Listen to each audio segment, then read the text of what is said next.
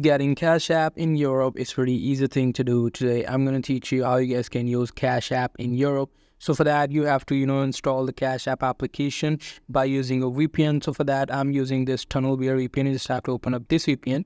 After that you have to log in. Now after logging in you have to tap on this little arrow and then you have to select United States.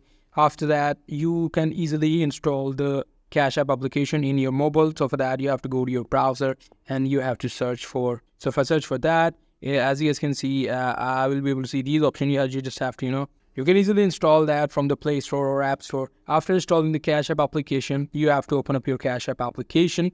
As you guys can see, this is the Cash App. And it will want you to put the phone number.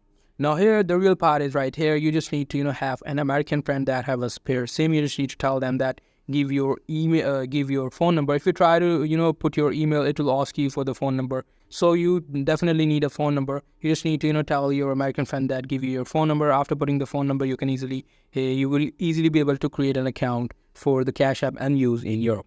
So that's pretty much it. That's how you guys can do it. Hope you guys find this video helpful.